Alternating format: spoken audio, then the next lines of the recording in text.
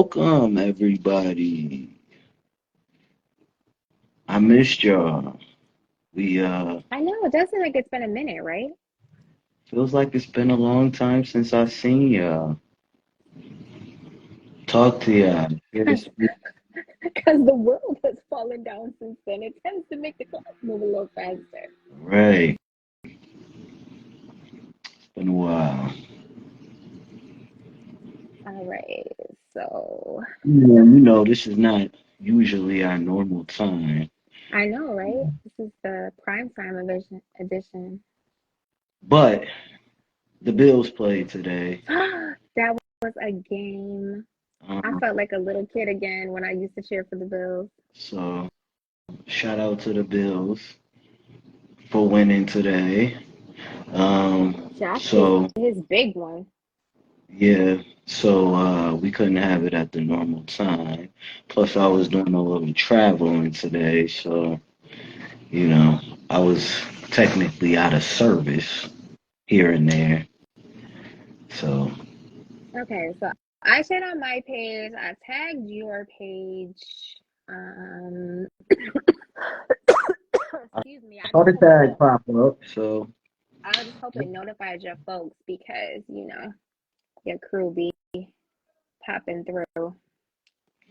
I mean, I seen, I don't know. We'll see if people get that notification because we had a different time tonight, and Yeah, there was a notification that I seen that went out earlier for the 5 o'clock show. So I can't see. Facebook gets real glitchy because I changed the time in the thing, but I couldn't tell if it stuck or not. So that's why I put up a post too, like, hey.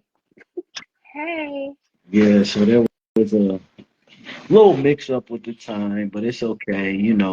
We get a nice replay crowd anyway, so it's all Facts, good. facts. Not You to know, mention the fact that Facebook does not like to tag you, and I can't figure out if it's something that you got going on with your settings or what the scenario is because I I be getting just a whole think lot of T Douglases, and they are not you when I try to tag you. I just think Facebook don't like me. You know, I probably post too much like uh Controversial yeah, commentary. controversial stuff, too much like pro black, pro LGBT, pro trans, pro women, pro disabled, pro elderly, All the things. all the things. So they probably like, get this mother. We need to shut down his account soon. Oh, Shay's here. Where Oh did they see? yeah. Where What's did up, they see Shay? the? Where did they see the notification? So we know if your team Like, has oh, been informed. Shay, did you see the notification that we was having a live? Did it pop up on my page? Or you just knew to come? Oh, I be posting my I do be posting. I did post it. So I posted it on my stories. Um I posted it in Facebook, Snapchat. Dang, I gotta tell people all the stuff I got. You I just share.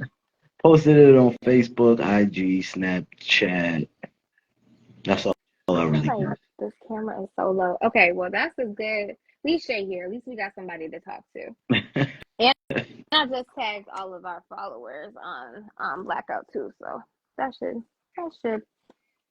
be our due diligence.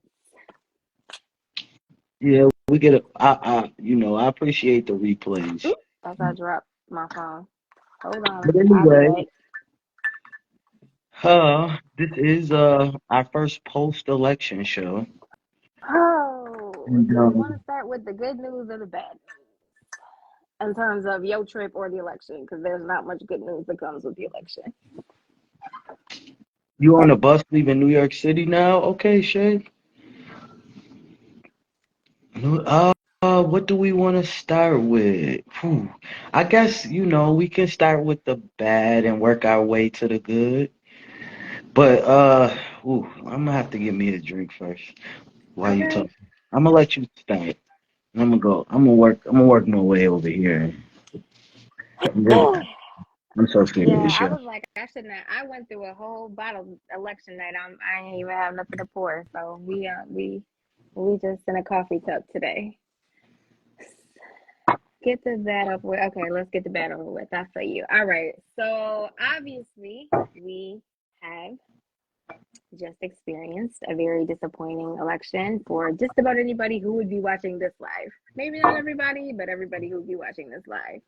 Um, Obviously, I think everybody, unless they just awoke from a coma, knows what's been going on in the country. But in terms of what that means and what's happening next, we can certainly catch up on that stuff. So, interestingly, I don't know if it's just because I didn't want to see it happening or what, but I don't ever recall cabinet members and like transition team members and whoever being in charge of whatever for the next presidency being nominated so quickly, like it being announced so fast. I don't remember Salu. I don't remember that happening so quickly ever. But Donnie's on a roll and has started, posting his goon squad that will be running whatever's left of our country for the next 4 years. So I had it pulled up with all that nonsense with our tech. I lost it. So let me pull it back up again.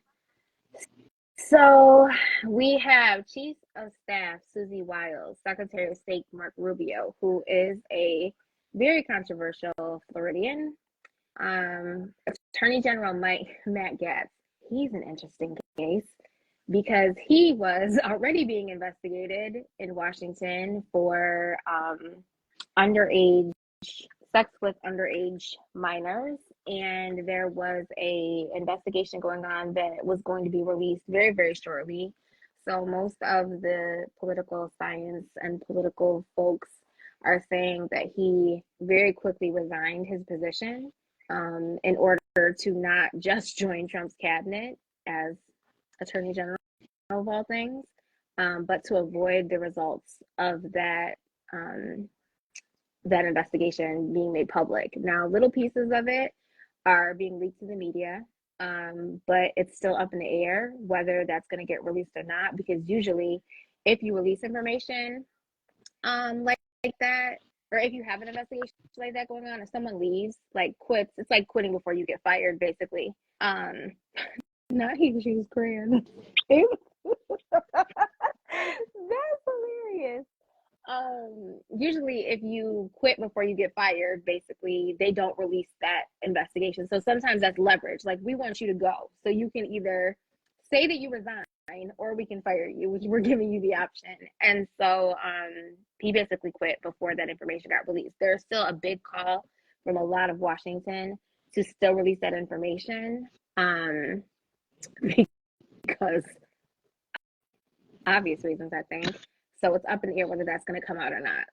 Deputy Attorney General Todd Blanche, HHS Secretary Robert F. Kennedy Jr. So this is very interesting because this would basically put him in charge of all of the major health organizations in the United States. This man is a anti-vaxxer, denied the necessity for vaccines, has publicly stated that his plan would be to shut them all down for like 8 years, all the research on cancer and HIV and all of the things. Not sure what purpose he felt like that served, but that's his big plan. And he's basically just, doctors from all over the country are horrified because this is a person who has publicly had views that were just nonsensical and like passing on. I mean, it's very akin to Trump telling people to inject bleach during COVID. Like, same general. Oh, you didn't hear that? I heard it, but you just is the shock washing over you again? Yeah. Basically, very akin to that. Just watching over me again. Cuckoo Cocoa Puffs theories of medicine. So to have someone like that in charge of all of the major medical agencies in the country would be catastrophic, to say the least. In addition to the fact that I just found out tonight that, like, I guess bird flu is back, and there's all these different things that could potentially be another pandemic, except, you know, we would not have any sort of people in charge that would actually know what to do about it or have anything to do with it. Secretary of Defense, Peter Hegseth. I believe this is the gentleman that was or currently is a Fox News morning show anchor. And so it sounded like, or is that the Secretary of Homeland? No, that's the girl. Yeah, so he was most recently a Fox News morning show host. That's his qualifications for running the defense of the entire United States. So that's a thing. Secretary of Veterans Affairs, Doug Collins, National Security Advisor, Michael Walls, Interior Secretary, Doug Burgum, White House Counsel, William McGinley, Solicitor General, Dean John Saucer, Secretary of Homeland Security, Kristi Noem. I don't remember what it was with her. Oh, she's the one that has expressed very pro-Russia views. So they're, of course, putting her in charge of Homeland Security. CIA Director John Ratcliffe, which is interesting enough because one of the pieces of Project 2025, which was basically the outline for the Trump presidency, was to completely disband like the CIA and the FBI and all such agencies. So I guess in the interim of doing that, National Director of National Intelligence, Tulsi Gabbard, EPA Administrator Lee Zeldin, Administrator to Israel, Mike Huckabee, who has already expressed interest in just leveling Gaza entirely and starting over. Government, U.S. Attorney for Southern District of New York, Jay Clayton. Not entirely sure why he would get to nominate someone from New York, but I'm sure somebody can tell me why. Department of Government Efficiency, Elon Musk, because he certainly should have a cabinet position. Deputy Chief of Staff Dan Scavino, Deputy Chief of Staff for Policy and Homeland Security Advisor Stephen Miller, Deputy Staff for Legislative, Political, and Public Affairs James Blair, Deputy Staff of Communications Personnel Taylor Broadwich, Presidential Personnel Office Head Sergio Gore, White House Communication Director Stephen Chung, White House Press Secretary Carolyn Levitt, who was like 20 years old, 22, I think they said, and Secretary of Energy Chris Wright. So I have information about any of those folks that you would like to hear more about if you're interested. To get more specific about the Attorney General, this says that Gaetz faced several investigations into his conduct, and a number of Republican senators expect reservations for his support in his nomination. So one thing I will say is the other thing that Trump did in this little very short period of time, it feels like it's been 6 months since the election that already so many things have happened. But one thing is he has suggested to the House and Senate that they immediately go on vacation, basically. And so then, because typically these people get nominated, like the president says, these are the people that I want my cabinet to be in charge of all the things. And sometimes they hold people over from the last presidency. Most of the time they don't. They want all their own people in place. It's kind of like when a new boss comes in, new CEO comes into a company and like cleans house and brings their people in. But he wants them all to go on break so that they don't have to go through the confirmation process. He can just install them because there's like a loophole that if they're on break, that then they don't have to be approved. He can just say you, and that be the end of it. Most of them have said that won't be happening, Republicans and Democrats, thankfully. But they still have to go through this approval process. So what I will say is I've never seen so many Republican representatives being willing to like go on television or be recorded on a video saying that they think that somebody's unquote qualified or shouldn't be elected, because like people hate Matt Gaetz, like they hate him, like Republicans and Democrats. He is not popular there. They want all their own people in So place. Shay said, can he do these things? Yeah, he can. I mean, he can nominate them. They still have to be approved with a majority, but with the Republicans winning by a very slim majority, the House and the Senate, he can do close to whatever he wants and expect to pretty much get it. What I did find out earlier when I was talking to somebody who knows things about things, they said that they're keeping all this rhetoric about how the Democrats lost all these seats. In reality, they pretty much lost and gained the same amount of seats, but the Republicans have a slight, like literally like handful of seats majority. So if Republicans are willing to cross the aisle and vote with Democrats, some of these things can be stopped. However, what happened during the first presidency is that people were so afraid to go against him and like be blackballed, or their families were threatened, or whatever the case may be, that they would not vote against the things that he wants. However, some of these appointments are so incredibly extreme and nonsensical that I guess it just depends on whether these Republicans are more interested in being loyal to the new president or actually raising real concerns. So I guess we all find out.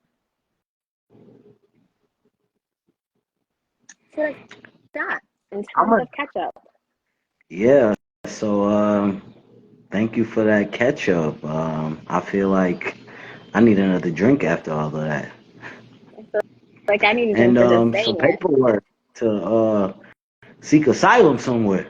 Yeah, right. That's the irony. All these people we trying to kick out of the country, we're all going to be trying to get into somebody else's country pretty soon. That's the irony. That's when karma starts kicking in for all of us. But like that's also, before we even get into like whatever we want to talk about here, like that's also excellent points. Like there has been a move, especially through like TikTok, of like Black women. There's feedback when I'm talking, because it might be my headphones.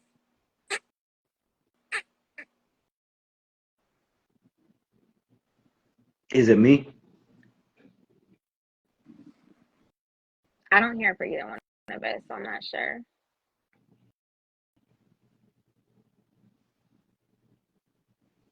It might have been when I clicked on. I don't know.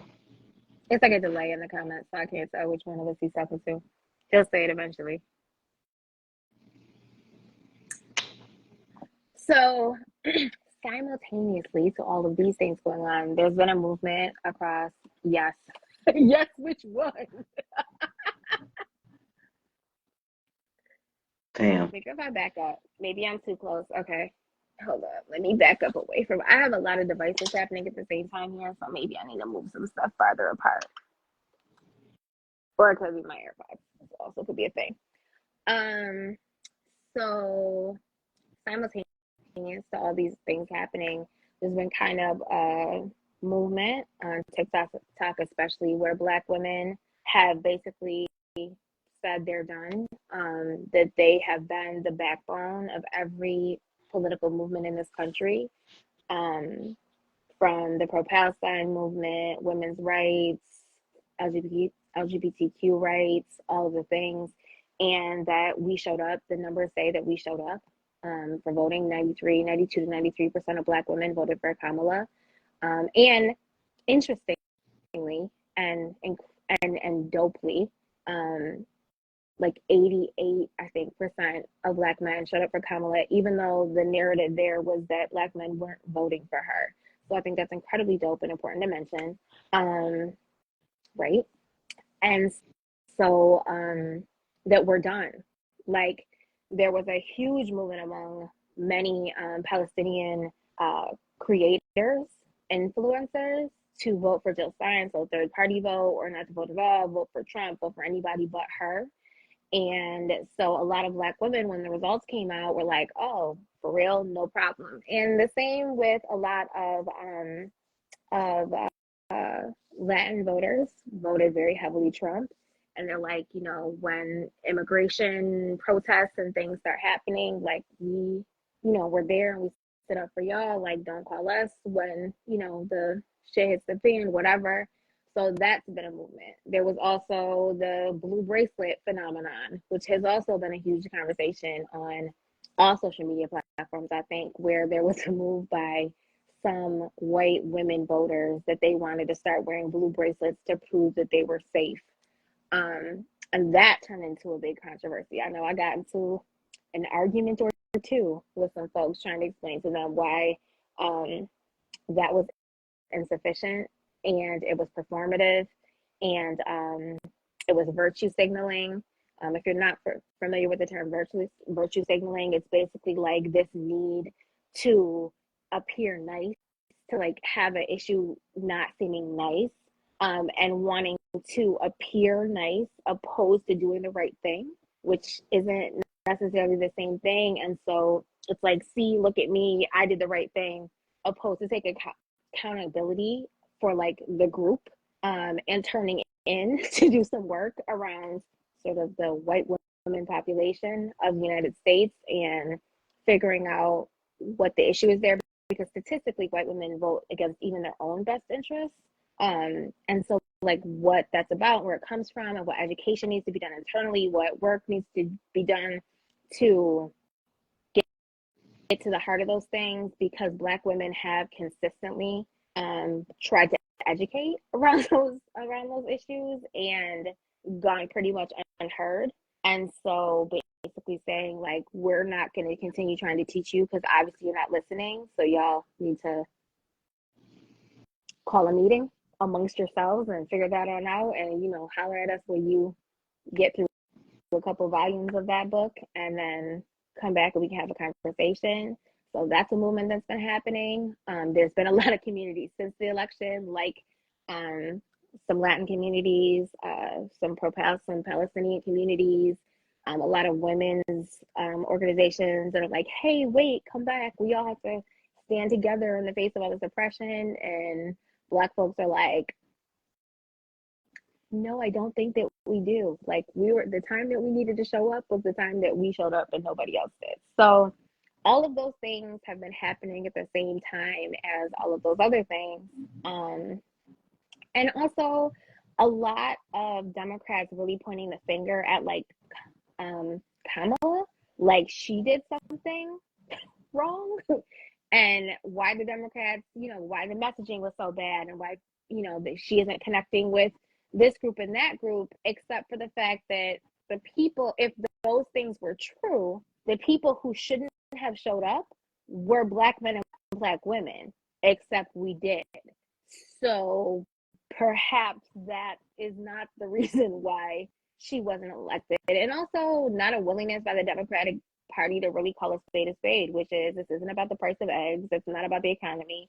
It's not about who isn't showing up. It's about plain old, good old fashioned racism. Now you're going to talk, because it's about to get loud here for like 30 seconds. So your turn. So I was gonna say Shay just wrote in the chat that he was hearing so many people of color say that they voted for him for a stimulus check, which is crazy. But I would just say I agree. I understand the sentiments of Black women, because they're tired. Why would you not be tired? Why would you continue to show up for a country that doesn't show up for you? Like, that is the definition of insanity. And I feel like this country is driving our women insane. So, I mean, I definitely understand. Like, and it's not for y'all to continue to do the work. It's time for other people to show up. It's time for other people to take that lead and do the work for the country. It's time for Black women to be able to just rest and live a soft life. That's just my sentiments, and maybe people don't agree with me. But that's just how I feel, because at heart I will always be a feminist. I grew up in a family of women. That's how I'm gonna always feel.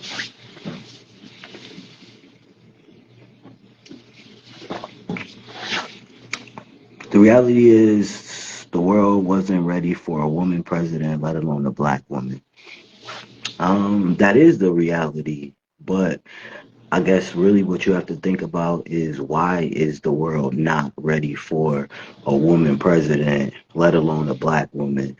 Because you gonna call on a black woman for everything else. I mean, when it comes down to it, um, you would call. I mean, when you think about slavery days. You calling on a black woman for every single thing that comes to every single thing in your household. Even down to feeding your children from her milk. So that's the definition of leading your family. So why would you not? I don't know. It's just crazy to me the mentality of people. Yeah, I don't. I think if more people let black women lead, then this country would be in a better position. I think when women, especially black women, get into groups, solutions are made. I think there's problem solving that happens. I think that things happen. I don't know. I think when I'm around a group of women, I'm a better man. I think they just make situations better in general.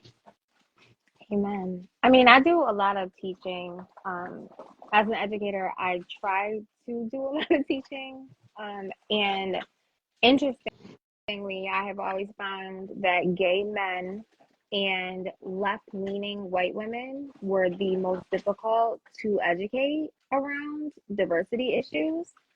Um, because I think it's extremely difficult for people who come from a marginalized community to be able to understand the complexities of people being more marginalized than they are, and what that intersectionality brings, like how it compounds factors to make things worse.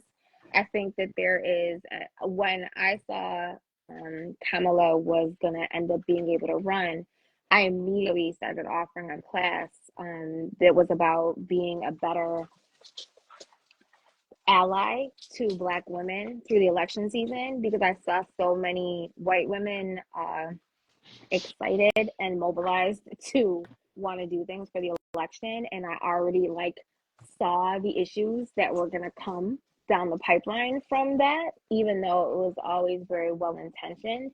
I do enough work with that community to understand where that can be problematic. They didn't have any understanding of what AKAs were and what that community, what the Black fraternity and sorority community stands for, what the pearls meant. Not understanding who she was because I don't think that there is ever much interest in learning about Black women from other other groups. And whenever you don't know, there's always going to be issues. And then when you don't know, but also have no interest or feel like it's your job to become educated about those things, it's going to be problems. And so even if everybody is on the same side, that's going to be problematic. Plus, that whole white tears phenomenon is tough. If you have ever worked in a nonprofit situation, which is always dominated by white women, a lot that comes with that. There's a lot that comes with those dynamics and those relationships as a Black man, as a Black woman. I think that part of the reason why it can be so tough for Black women is because there is an expectation of some level of solidarity because you're both women facing the similar issues from other groups coming towards you, but somehow it just doesn't. And I think a lot of those issues are remnants of days of enslavement that never got healed and fixed and talked about. If you read old texts from different people talking about what happened during slavery, like women who were slave holders were often the most vicious and the most cruel. There was a level of jealousy there because even though Black women were being sexually assaulted, these were women that were having even forced sexual relationships with their husbands and bearing children. And so there's a level of jealousy and competitiveness that I don't think has left us in 160 years. But you gotta think, like, slavery lasted for over 300 years. And that's just like the technical slavery. Like, we're not talking about Jim Crow and all the things that happened after that that really reinforced the concept of slavery. So, something that lasted for hundreds and hundreds of years, those mental things that trains you into thinking, those ways of thought, are not going to disappear in 160 years. That's like a person and a half's lifetime. So here we are. But I think those conversations don't happen. And because white women tend to weaponize victimhood,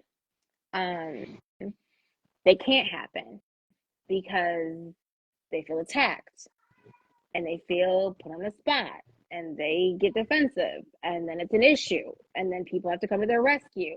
And now the angry Black woman is the problem. Or the Black man is aggressive, or the Black man is hostile and deemed aggressive, and then the conversation stops because then we're the problem.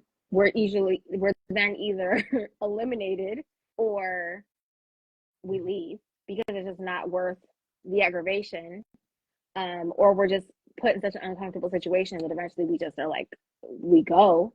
And so those conversations never happen and none of those things get fixed. So although I remember when I first heard, I used to have a friend that I talked to about like politics and stuff all the time because I love politics, always have. And he was so excited. Gay white guy was so excited that she was running, was so excited. And I was like, she can't win. And he just like couldn't get it. When I heard, I was immediately terrified and so incredibly proud.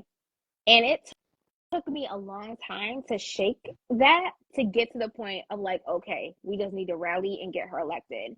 And because one, I knew that Black women were going to get the majority of the abuse, whether she did or she didn't get elected. And I didn't think that she could win because I live in the world. And although it would have been amazing, and I think she would have done an incredible job because she's so incredibly intelligent and qualified in all the things, I also, as a regular ass Black woman walking around this planet, know what our experience is in this country. And I just didn't think that she could hurdle that much. And I've never been sadder to be proven right in my lifetime because of all the things that Trump is that we needed to keep from happening, but just also because of who she is and the world just not being able to not get the behind world, it. America. Well, the world too. I mean, women are oppressed and Black women are treated poorly every place on this planet. So I think it's probably the world, sadly. Yeah, but I do think that you are right about the way that women are treated, but I don't think that there are places I don't think that there are other places in the world that would have elected Trump as president. Well, I'll give you that. There are a lot of places in the world that would not have elected him. But, like these sentiments of like colonialism and all these things, like apartheid in South Africa, Right. the way Aboriginal people are treated. I know you saw that viral video of the MP from New Zealand doing the haka in the middle of their parliament and ripping up the paper. Did you see it? I'm actually gonna make some buttons of that. I saw this amazing, like somebody made like a digital characterized version of it, and when I get to work on Tuesday, I'm gonna make me some buttons of that. Oh, you gotta send me a I was button. I want a button. I'm definitely making some, but I already tagged it on my page. So my work bestie, he loves making buttons, and I'm like, I need a You button gotta to this. send me a bit.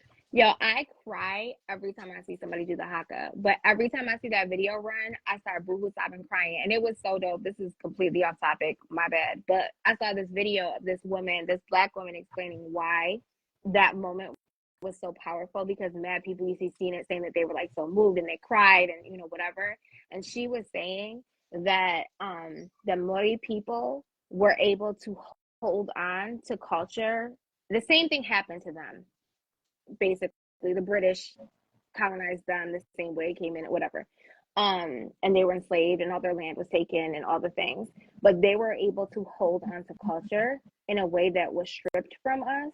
And so the guttural reaction that we have when we watch that moment was like that piece of us from like I'm about to cry talking about it. Like that piece of us that we have lost track of, we could hear it in that cry. Like we could hear it in her voice. That's why like I'm getting goosebumps. Like you could feel it.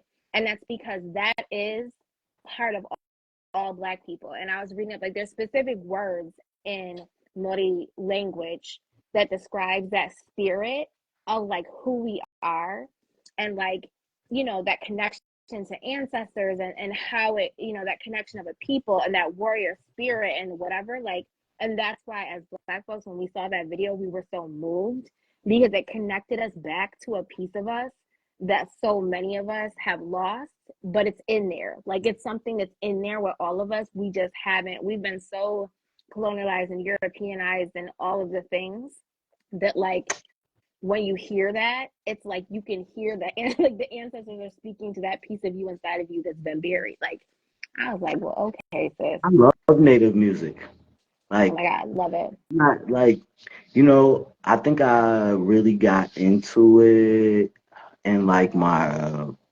late teens, early 20s. Um, One of my exes was native, like So you're like 100%. the United Nations. Dude, my Listen, dating history is he, like the United Nations. he was like the jingle dress dance champion, um, super dope at the time. But she was also a Gemini, so No. very. Yeah, But no, no, no. I used to go to like reservations, dance contests. Um, but let me tell y'all, if y'all ever go to like a reservation and they ask you if you want to play Fireball, say no. Gemini. I'm gonna tell y'all what Fireball is. I don't know if I should be telling y'all, but I'm gonna tell Okay, are y'all. we allowed to know?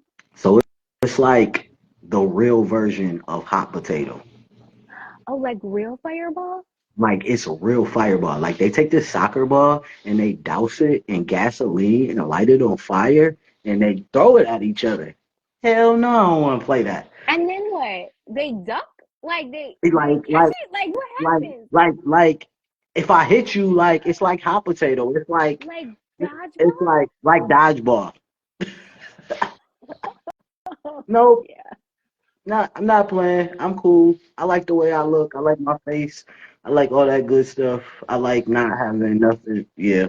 But no, no, I really like native music. It like feeds my soul. It's probably another reason why I'm really into like Afro beats. I don't really listen to a lot of like new age music. Rage music. Yeah, These new these new fang jitterbug I music. mean, I listen to some of it, but I like music that's happy. I like music that like feeds my soul. Like I don't want to listen to you talking about you about to go kill somebody and take 100 drugs and sit in your room The drugs. depressed on Percocets. Like Oh, I don't want to hear that. I'm sorry. I feel for you and I want to recommend you a good therapist, but I don't want to listen to it. goodbye. But yeah, yeah, I definitely understand how like when they was in the courtroom, she ripped it up and started that. Like, yeah, we all felt that.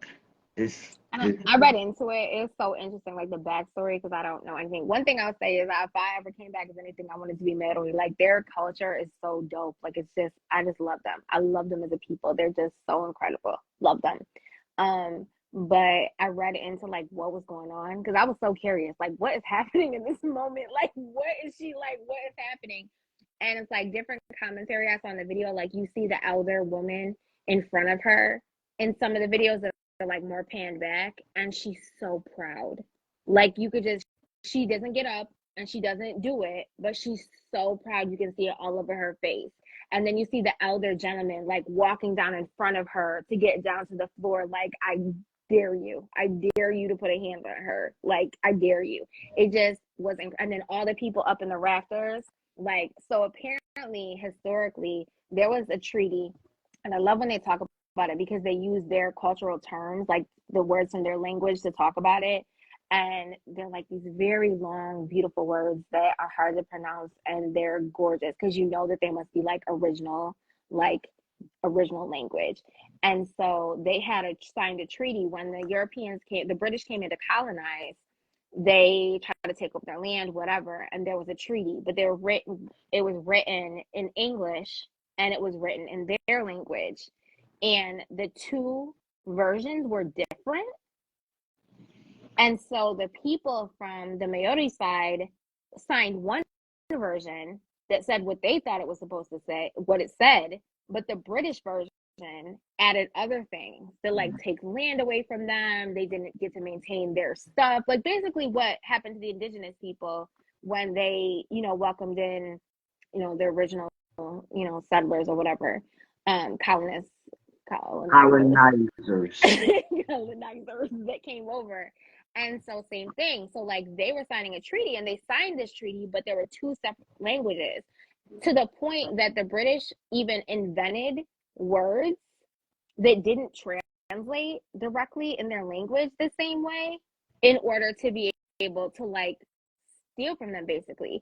So now modern British people who live in New Zealand are mad because basically they've been getting like little tiny bits of reparation for all this land that's been stolen from them that was never supposed to be taken.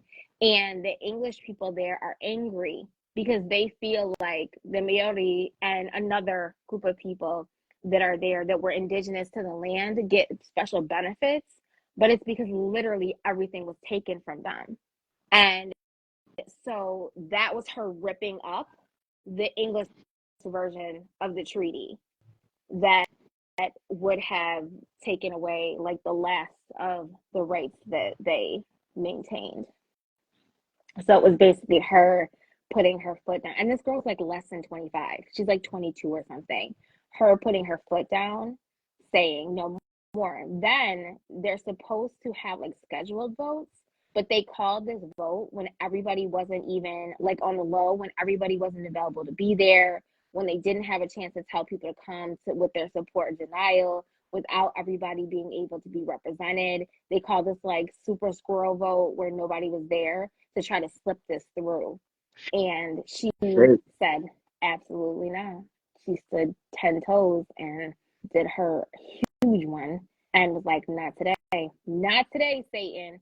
And because she disrupted like that, they called it. They had to end the session because you see that one man was scared. He looked like, is the people about to come through? We gotta go. Like party over. Never mind. Guess we're not doing this today. And then 40,000 Maori people marched through the streets the next day in support of what she did. Incredible. I wish we could get that kind of energy here. I wish we could get that kind of energy anywhere. To be honest. What did Harriet Tubman say? I could free so many more slaves if only they knew they were slaves. Right. Imagine 40,000 LGBTQ people.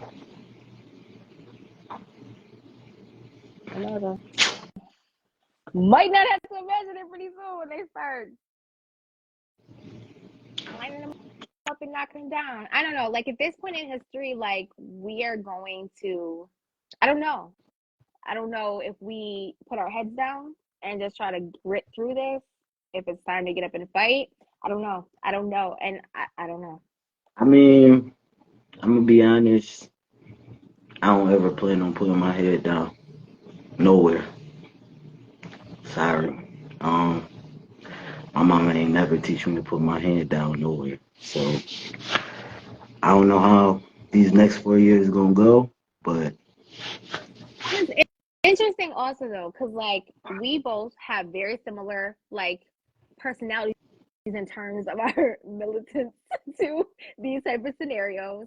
We also, are willing to get up and fight for our people. Right now, you are in New York, which is probably the safest place to be as well, far not as not safe. right now, but yeah, right Well, now. no, typically, as far as they knew, you was right there, but there you was. But you're in New York, and probably what most people would consider the safest place to be. And I'm in Florida, which is probably one of the least safe places to be.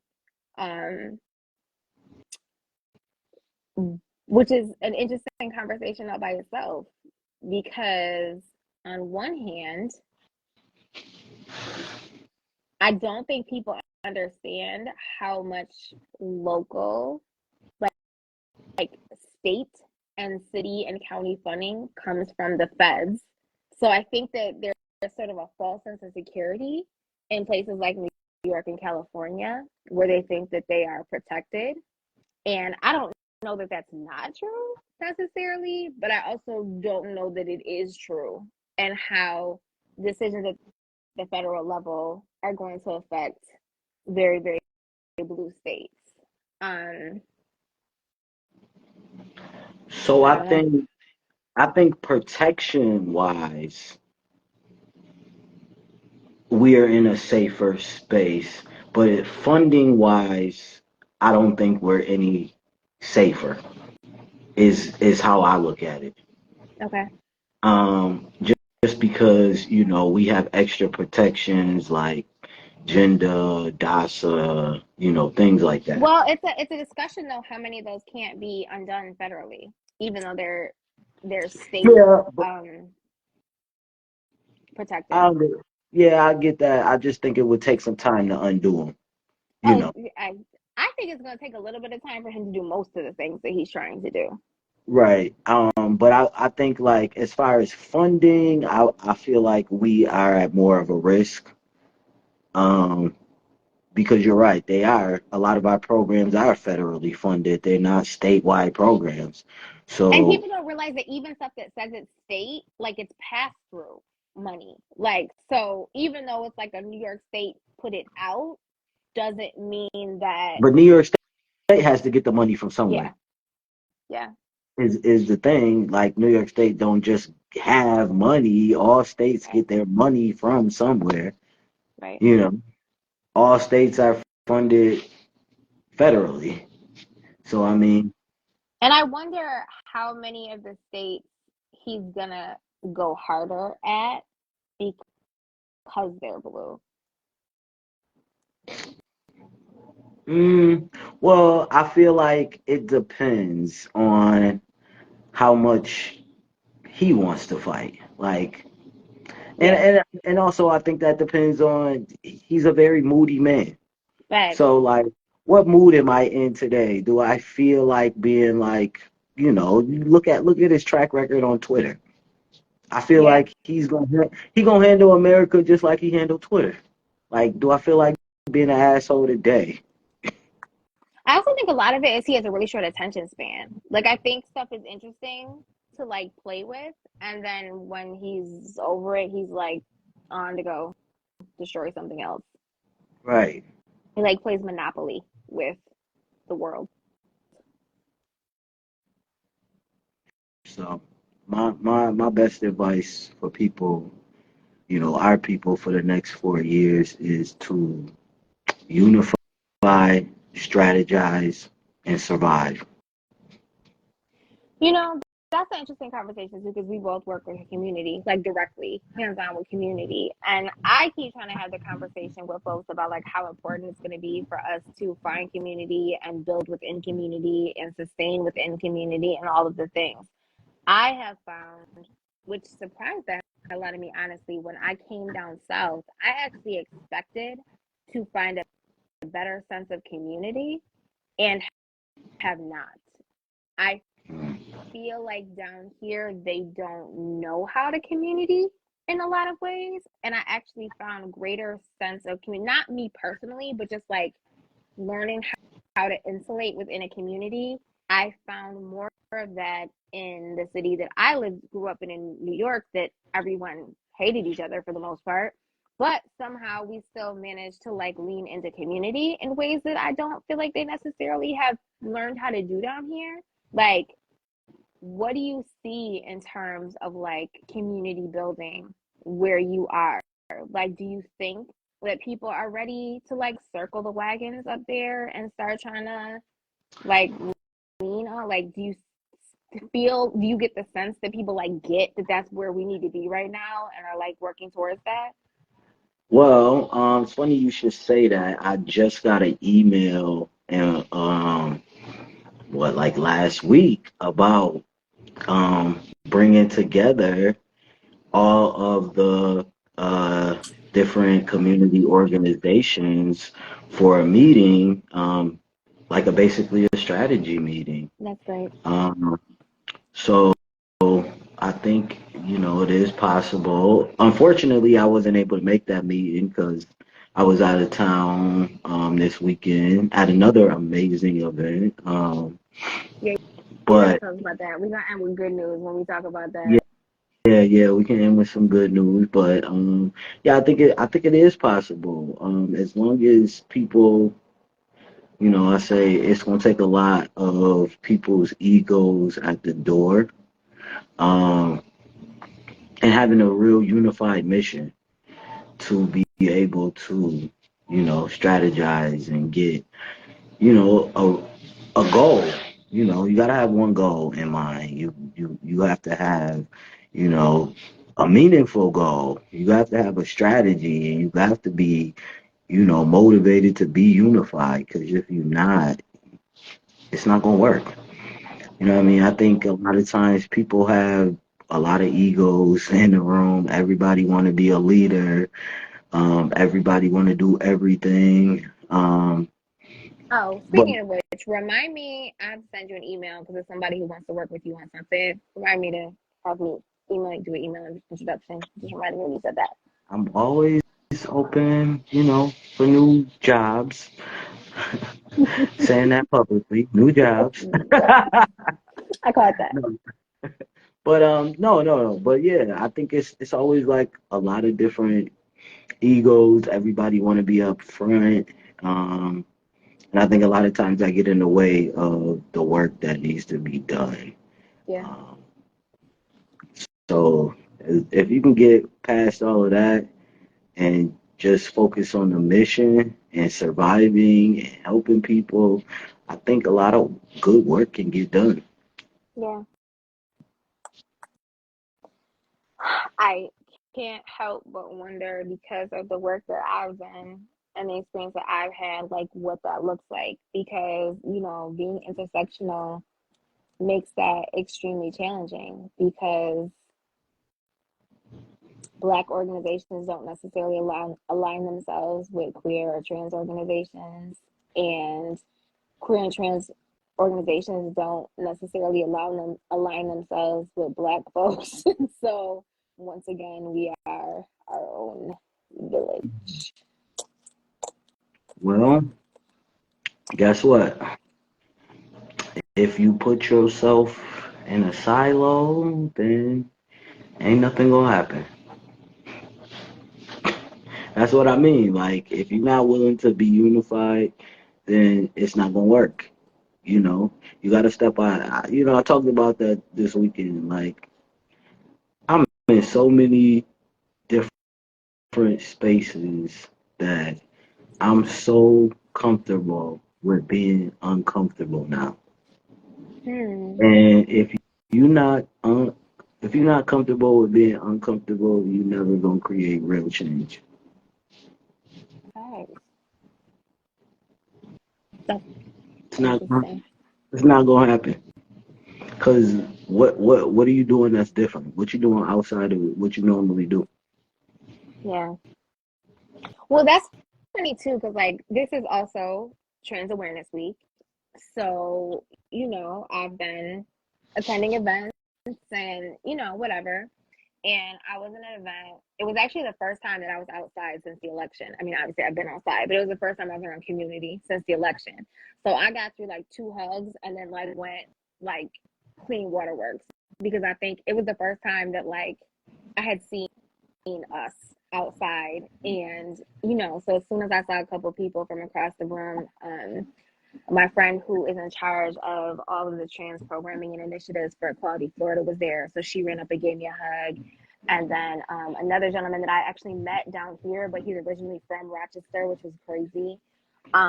He came and ran up and gave me a hug. He was organizing the event, and I lost it, absolutely lost it, which I don't ever cry in public. It is like, I'm a Virgo, it's a thing. Like, we don't do public displays, but I lost it. But I was sitting there in the room, and it was funny because like everybody was talking about the need to like spread their circle and like branch out to connect with other people and link up with like allies that were cis and all of the things. And it was interesting because I had literally just given my organization that I run down here the opposite speech. Not that they shouldn't be reaching out to make whatever connections they can and finding allies where they can find them, but also the incredible need to lean in. We have all become so isolated and individualized and deal with our own little circle and our own little friend group that we have stopped learning how to lean into a community. But like with my organization, it's Black queer women, and there's 1,000 of us in the like Facebook community, the social media community, and we probably serve like 2,500 women a year. And I'm like, inside this group, we probably have all of the things and services and knowledge to sustain us for 4 years without ever having to travel outside of this circle. But we have to know that, and we have to be willing to trust each other enough to lean into the community, because community may be all we have at some point in this journey. And so it's interesting, like the concept of one needing to be willing to step out of your silo to, okay, sweetheart, thank you for coming. Have a safe trip. One, the need to step out of our silos and work with other people and collaborate, but also remembering again how to like lean into village and community and whatever. It's going to be an interesting, I don't know, step into the uncomfortable, like you just said. I mean, I think it's different for everybody. But I think everybody will need something different. I think for some people they will need to branch out. Because I think for those people, some people are gonna need to do work. So they will need to branch out Yeah. because there's work for them that needs to be done. And I think some people, they do need community. Community is what they're going to need in the next 4 years. So they're going to need to be doing that, branching out into community. But I also think there is a group that is only going to need, like, to just be still, Mm. too. Say more about that. Like what we began talking about, like black women, black trans women, black cis women. I think this might be a time for y'all to be still. Can I say how Um, scary that is to me though? Like I and I, as one of those groups, that scares the shit out of me. Cause like, can they? Like, I don't will know. they? Can they? Because the thing about it is like what keeps processing in my mind is like, damn right. Like we deserve a break. Like I'm like we deserve a break. But we also, so like it would be dope if we could say, okay, we about to take our toys and go home, and y'all can figure this here mess out. But we gotta live here too. Like, ain't no going home where these things don't knock on our door too. So it's so scary to me. Like, I be having to like counsel myself when I'm like on like social media about to like give a resource or correct somebody or educate somebody and be like, no, bitch, you said you was on break. Like you stop, because it's so in our nature, I feel like, to nurture and teach and Yeah, rally and yeah. And protect. Like that overexert shit is yourself and hard. protect other people and teach other people and like all of that. That's like, do you ever feel like maybe y'all been conditioned? Oh yeah, Right, right. definitely.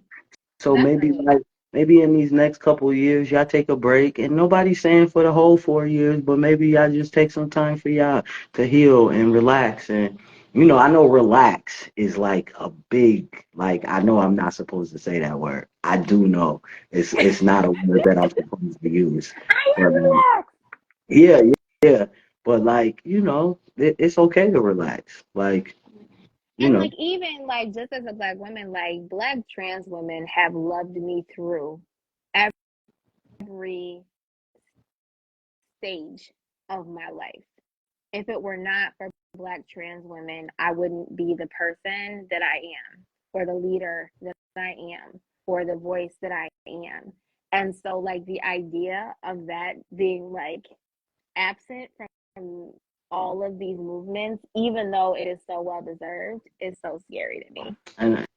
and I have that same sentiment. I say, most people don't know. There's been like times, two specific times that I could think of in my life that I say black trans women have actually saved my life. Like, I don't even know if I would be sitting here today alive. So, I mean, there were certain situations that, like, I might not even be here. So I definitely think that, maybe in these next 4 years, maybe they just deserve to be on break. You know, Agreed. maybe if anybody deserves it, black women deserve it. That makes me want to shout out Janelle. Like I'm just sitting here thinking about all the times that I sat in Janelle's office in Mocha, and she like lectured me about my worth and what I was and wasn't giving and all of the things. Like I used to sit. She had a window office. You know, Like, and I used to be able to listen, sit. I used to sit in her window. I used to escape from my office and come to her office across downtown, and I used to sit in her window seat and overlook the river. And she used to be like, "Girl, if you don't, I will girl." I will also shout out Janelle, because she has always been a very affirming person for me. Throughout my transition, um, just in general, always just like, you know, T, you're so dope, T, anytime and always the best with like the dating advice, I know I can always go to Janelle and be like, I got a question. She will set you straight, You'll honey. She will set you definitely straight. you'll definitely give me some great advice and set me straight.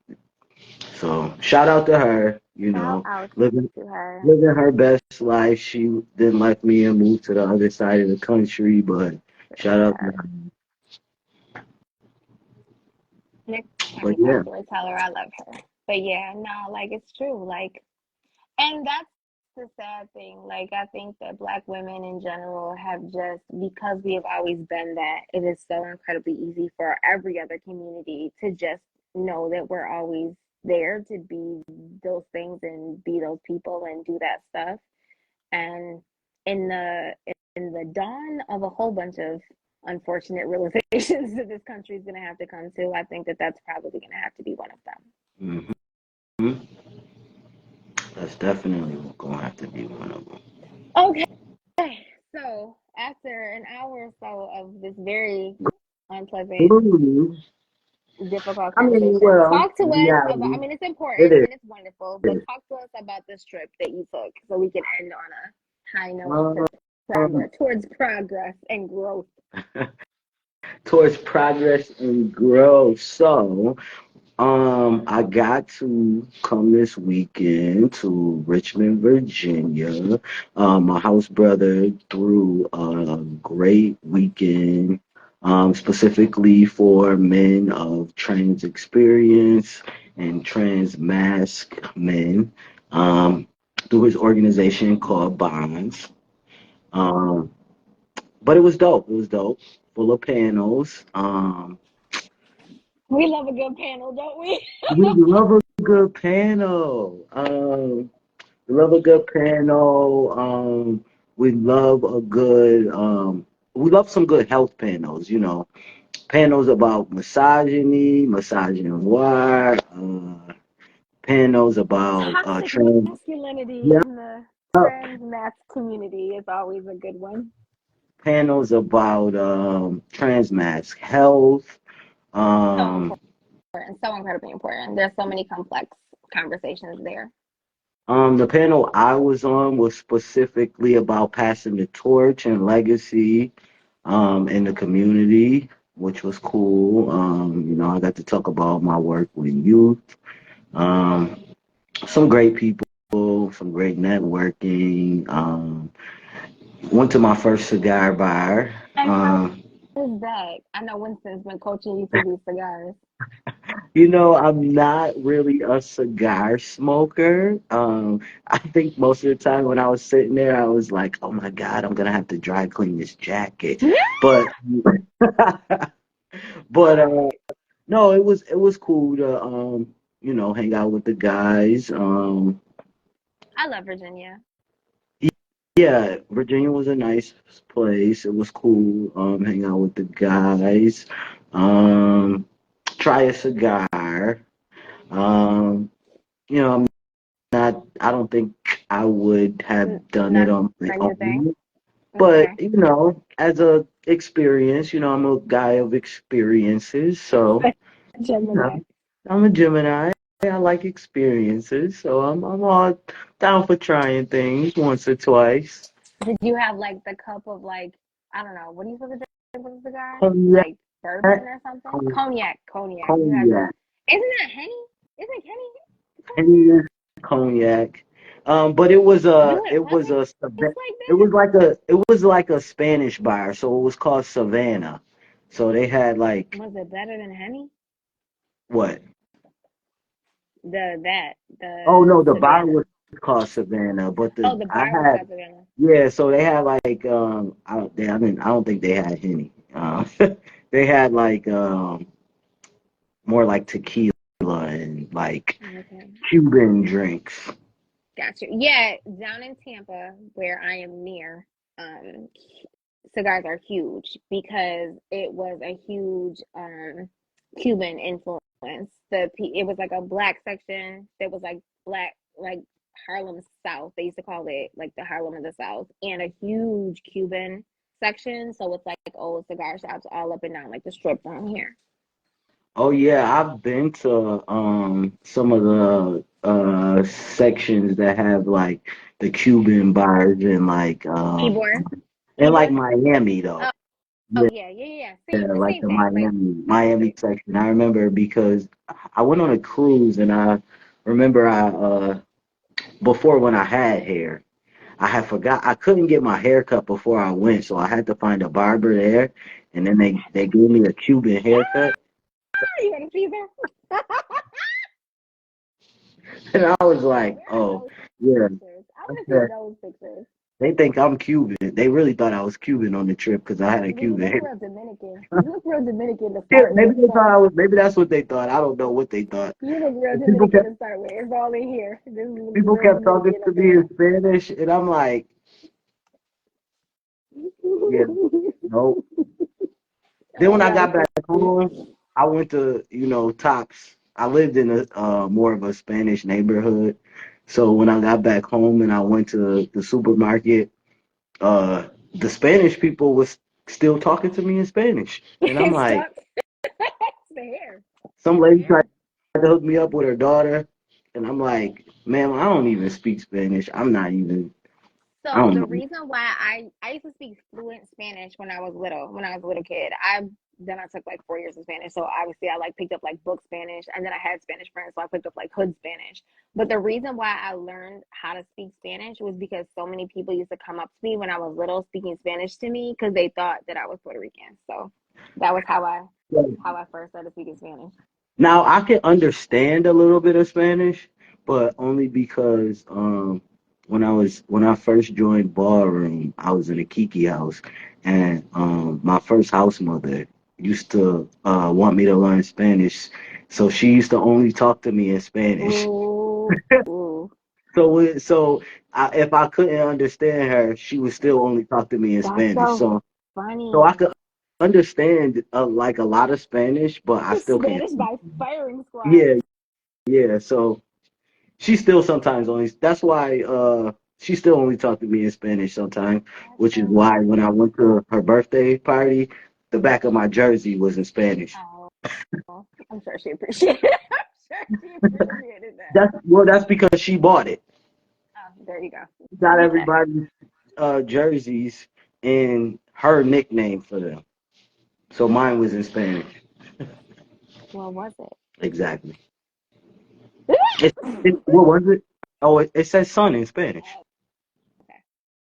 okay. See, So it was a good experience, it the was. trip? Oh, yeah, yeah. So this trip, amazing experience. After that, we did like a brunch. The brunch was dope. I got to see a special screening of Eaton's Garden. The um, the creator was there. Is that the first time you saw it, or did you see it when they were in New York too? No, I didn't see it in New York. I've seen a couple of like one or two episodes on YouTube before. Episodes. Mm-hmm. But I had never seen like the full screening of it, and I had never met the creator before. So it was really dope. I thought it was a dope. Now it make me want to go back and watch like all of them. Yeah, Seven was on our cover when the series first like premiered. Okay. Um, when they around the time they did a screening, I think they did a screening in New York City, and then they went upstate and did a couple up there. I think. I don't know if they would. I don't know. I'm not sure if he made it upstate. I'm almost positive there was But a screening either in Albany or Syracuse or I something have because I think I remember some of them going to some of my I people have to going to ask see it. him. I I'm have to pretty ask sure. him. But it was really really dope. Um, checked out a couple of their bars and clubs, which were pretty nice. There was also a mini ball, which was Okay. cool. Got to see some of their ballroom talent, which was dope. So yeah, it was overall a really great time. But yeah, just hanging out with community. I really love events that are fun, but they also have like learning portions to it, networking Agree. portions to it. Um, you know me, I love duality and everything. Yeah. Yeah, I always appreciate like DC Black Pride. It's probably my favorite pride to go to because they yeah, I know. I already know. I want to come up. I might come up. I might have to make the You trip this year. know, speaking of that, that's where I am right now. Imagine that. Love I might have to make the trip because one of my best friends moved up to. She's actually in Maryland, but it's right there. You know, my best friend lives there too. Shut up, for real. Yeah, my best friend lives in Maryland. We've known each other since we were 5. Oh my God. Yeah, so I might have to make that trip because I haven't been to DC Pride in a few years. But anyway, point being, the reason why I love DC Black Pride so much is because they do so much of educational stuff on top of like my favoriteest rooftop parties on earth. Um, I just love the venues in DC. I love DC, period. I always thought if I moved anywhere it'd be in DMV. But I love that they do so many like educational components to their pride. I think it's incredibly important to have both, and I love like the mix that they have that you can, you know, Yeah, dip and move through both. that's definitely My uh favorite pride. Yes, so far it's one of my favorite prides as well, and you know I love duality because it's also got its own weekend. Imagine that. Somehow I knew we was gonna get that plug in. So, I get to party twice and also be educational. No, super dope. I might have to It, make it that trip. feeds both sides of my Gemini brain. That's always important. We gotta keep you busy. We gotta keep Gotta you keep busy. me busy. I love, Yeah. but yeah, I had a good time, enjoying myself. I actually go home Tuesday morning. Um, 'Cause tomorrow I'm going to see Tannerell in concert. Oh, Mama Saturn. Do y'all know who that is? cool. God, I know. I know they know. Yeah, not the hurt. feel like Bugs Bunny. Oh God, not like really. You like Roger Rabbit and Jessica Rabbit. Oh yeah, yeah, definitely like Roger Rabbit. So that means you'll be home for T-Door. You have T-Door plans? You said what? I said that means you'll be home for T-Door. Do you have T-Door plans?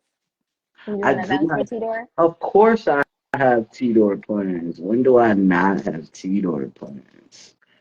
Um, yes. So I have a virtual program in the morning from 11 to 1 um, for my job. And then I get to throw my youth a little T-Door celebration Oh, in the that's great. afternoon because, I love for them to celebrate themselves and party. So throw them a little party in the afternoon for a couple hours, and then after that, I'm off to another tea door that I'll be speaking at in Hamburg. Um, and then I think that's it for the. Yeah, I think that's it. Oh no, I lied. Then Friday, yeah. Mm. So then Friday, I'll be in Seattle for another T Door event hosted by the Lavender Rights Project and um BLMP, which is their ancestors ball. Oh wow. Okay. That's dope. You gotta take some pictures for us there so we can put them in the magazine. I will. I will definitely take my camera and take some pictures. So that I'll be doing that on Friday. This is the first year in about a decade that I haven't thrown a like hosted a T-Door event. So I'm actually gonna go to just a whole bunch of other people's events and just be in But community. but What? but you did such an amazing other thing that you want to remind We did. people. We did do an amazing other thing. So yes, I guess this will be a moment to remind folks of the try. So the try, instead of doing a T-Door event, we wanted to do something to help um, bring attention to the community and the ridiculously high amount of trans, non-binary, gender extensive, gender non-conforming folks that have lost their lives due to violence. And so we introduced the Try tool this month. So it was on our website, blackout.com, the BLAQU kind of blackout.com/TRAII.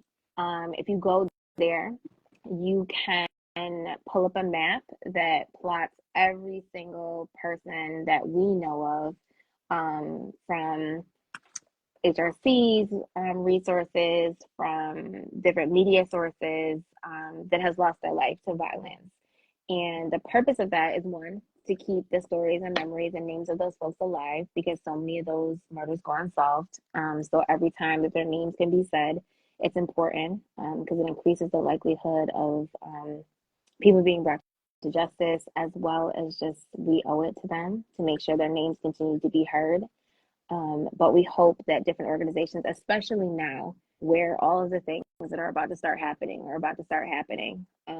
It's incredibly important to be able to secure funding for your organization, to be able to have conversations with all these new politicians that are taking office.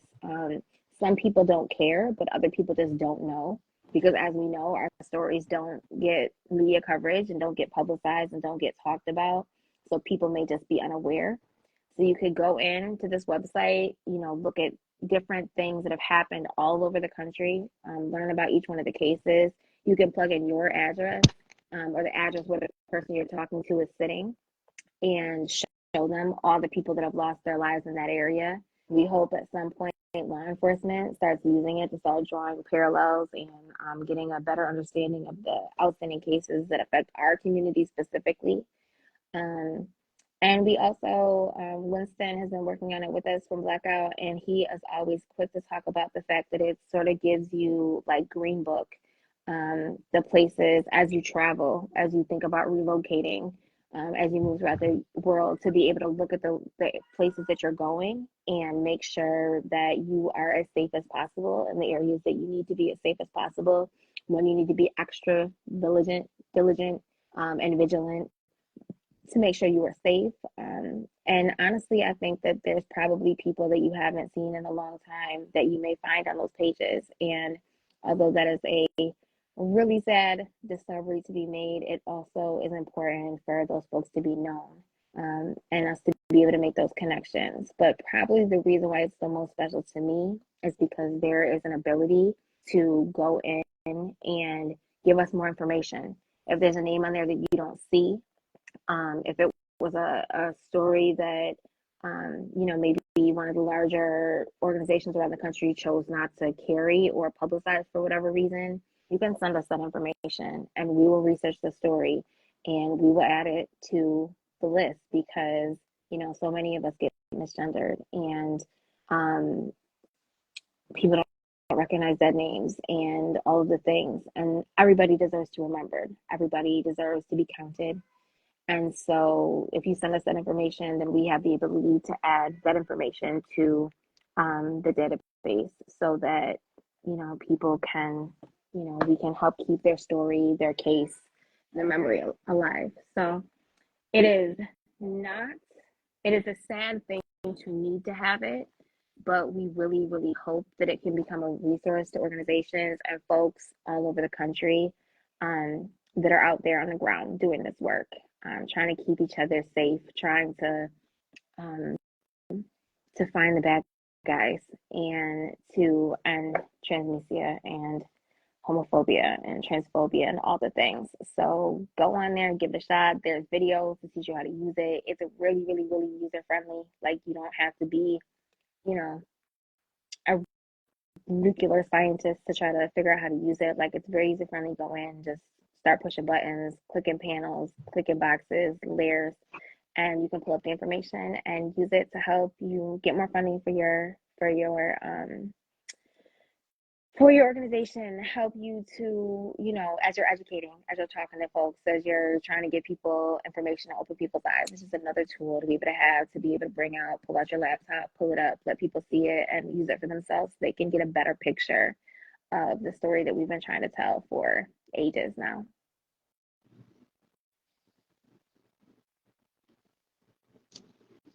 And you can also go on there and you can just like add information about them, like personality information, right, Mm-hmm. Tam?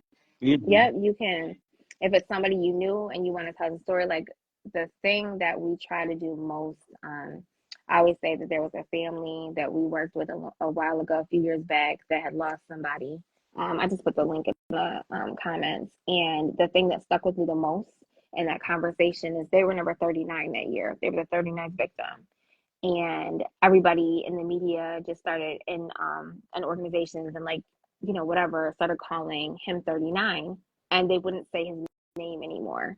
They would only say he was the 39th, he was the 39th, the 39th person. And so it made it ever important for me to remember, and I always remember because of him, because of Mel, that it's so incredibly important to make sure people are more than just a statistic or a number, or a victim. And so if you want to tell us a story about someone, if you want to send us pictures of who they were in life, so we can add that to their profile to humanize them, to make them real for people who click on their profile, that that just makes it even more powerful of a resource. You know, um, Tidor kind of hits me higher every year. Um, and it's not just because of everyone who passes every year. You know, I actually had a friend who passed in 2018, or who was killed in 2018. Um, and her killer was never found still. It was in Buffalo, New York. Her name was Keita. Well, her name was Tanya Harvey, but we all called her Keita. And, you know, she was just amazing. And Uh, beautiful, absolutely gorgeous. Absolutely gorgeous. When I tell you, like, gorgeous. You know, I think in my mind, I used to think that if anybody was going to end up in Hollywood, it was going to be her. Um, we used to play cards together all the time. I remember the first time I ever met her. I think I was just like awed. I don't even think I could talk to her. I think I was awed. uh, and she was just like, "Boy, what is you looking at?" But Yeah. no. So yeah, I think like, you know, I think I'm gonna leave a couple memories on Try about her. So um I think anybody who lost anybody um that's trans should definitely check it out. And if you have any memories or pictures, I definitely think that you should add them to the site. I think maybe that should be our message for on Tidor, encouraging folks to go on and find their loved ones and leave memories so that we can add them. I think maybe that should be our push for the actual 20th, because I think it's, like I said, it's always powerful to say the names. It's important. But it's hard for people to not just turn into names on a list. And we need to be working together to make sure all of the quirky and funny and fabulous and silly and, you know, bougie and all of the things that people are, all the loving and the tears, and that, like, everybody is all of those things. And it's so incredibly important to make people's memories and their stories about those, and just not the way your life ended, but the way you spent it up until that point. So I think that that's a really important message that we need to put out for on the 20th. Like, make sure you send in those stories so that we can give people the whole person. That is true. And I think that's probably a great way to end this segment. What I you think? agree. I agree. And we will be back in what, 2 weeks? 2 weeks. What date is that? I don't even know. You gotta look. December. God, December already. That's It's wild. December already? Is it this? December already. Yeah. 2 weeks will Uh, be December. What is it? Like the 12th? Yeah. Well, I mean, I guess we could do the 24th. We've been doing twice a month, so we could either do the 24th or we could wait till the 8th. Do the 8th and the 22nd. We'll probably do the 8th and the 22nd, honestly, because we've been doing twice a month.